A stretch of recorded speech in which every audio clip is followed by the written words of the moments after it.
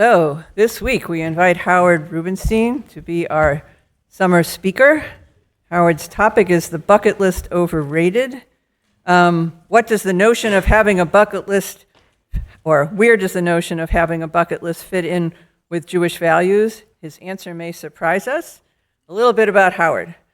Howard has lived in Bedford for the past 35 years. He and his wife Lori have been members of Emunah for about 33 years. His adult children, Joel and Becca, became B'nai Mitzvah at Emunah. Dr. Reubenstein is a computer scientist. When he is not wrangling software, you will find him bicycling or reffing soccer or eating chocolate and also playing pickleball. He has served the community in various capacities, including Brotherhood President, Treasurer, Yizkor Book Production, and currently as VP of Finance. And this is his third Shabbat summer talk. Welcome, Howard. You want to talk here? There? Okay. Shabbat Shalom. A quick survey. How many of you have a bucket list, whether written down or in your head, and how many of you include travel on that list? Okay, nice. Me too. I have one too. Well, since we live in the age of AI, when I went to write this talk, well, actually I did this after I had a first draft. I asked ChatGPT, how can a bucket list align with Jewish values? And it seemed to give a pretty good answer, which included the following list: living with purpose, cheshbon hanefesh, appreciating life, hakarat hatov, tikkun olam, and pikuach nefesh, preserving life and self-care. But that's not the talk I wanted to write. This morning, I want to claim that while having a bucket list is certainly compelling and even rewarding, that it's pretty overrated. What's my reasoning? And therefore, why couldn't I just let ChatGPT write this talk? Another question: how many of you like ice cream? Good, even more. Okay, me too. I'm going to tell you a guilty pleasure of mine. Sometimes when I get ice cream, at Bedford Farms, of course, I get hot fudge on top. Not all the time, just sometimes for an added treat. We'll come back to the ice cream. You got to stay with me. I sort of bounce around a bit. If I knew I only had a week to live, what would I do? Hey, what I wouldn't do is jet off to Japan, a place on my bucket list. I'd make sure to get in a few bike rides. I'd have lunch at Rami's. I'd eat a ton of Burdick's chocolate. And I don't know if Gil and Lena are out there or out on the web, but they've cultivated that obsession for me. And I'd have dinner every night with Lori, Joel, and Becca. Why would that be my plan instead of something more exotic? The answer comes in a Jewish principle called tadir v'sheno tadir, tadir kodem. When presented with something commonly done and something less commonly done, the one that's done more commonly takes precedence. Rabbi Willis was kind enough to point me to some sources about this principle based on my inquiry about a teaching I had trouble remembering regarding the Shabbat of Hanukkah. According to this principle, Shabbat candles should be lit first because Shabbat occurs more frequently than Hanukkah. But lighting candles initiates Shabbat, which would mean lighting more candles for Hanukkah would be a violation of Shabbat. So in this specific case, we light the Hanukkah candles first in order to not break Shabbat.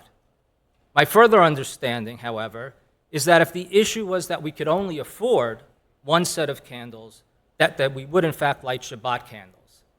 And I've not had the chance to fully explore these teachings, so please catch me at Kiddush and correct any misinterpretations I may have. Now, back to my putative last week. You might say to me that the list of things I gave you that I would do is so mundane.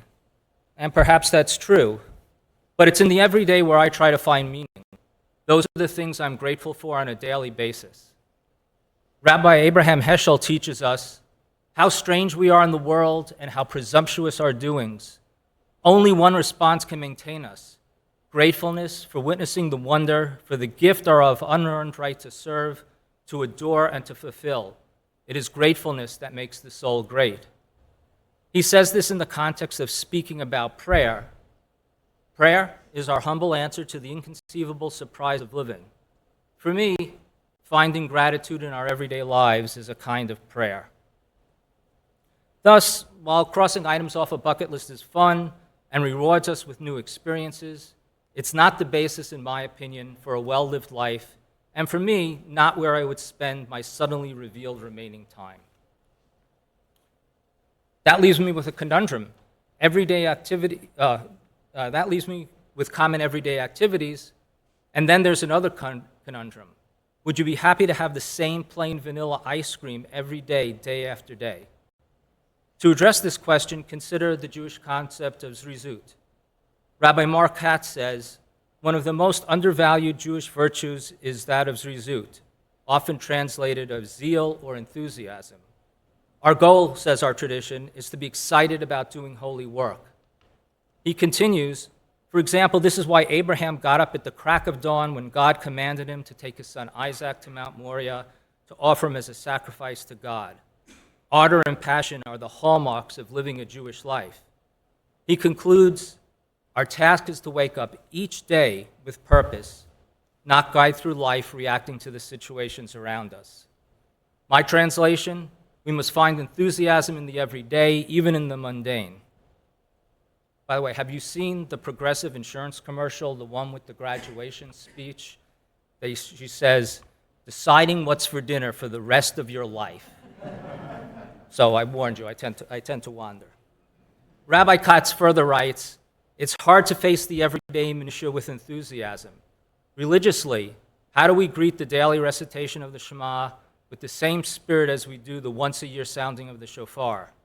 He continues, personally, how can we face doing the dishes or taking out the trash with the same spirit as we do everything else? The country artist Thomas Rhett sums it up for me when he sings, the days are long, but the years are short, that's for sure. My thoughts on the bucket list, Hanukkah candles notwithstanding. I'll continue to try to knock some items off my bucket list. I do hope to visit Japan, but for today and tomorrow, my wish is that we all continue to enjoy ice cream, or your guilty pleasure of choice, and enjoy it topped with hot fudge occasionally, while still living day-to-day in gratitude, guided by the appreciation dictated by the principle of Tadir, V'sheno Tadir.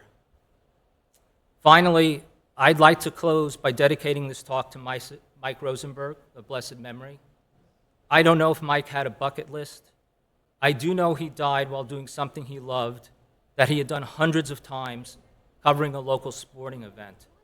Mike certainly knew how to find gratitude in the day-to-day.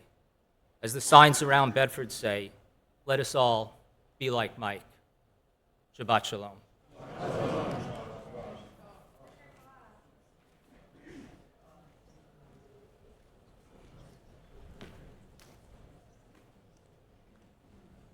Thank you, Howard.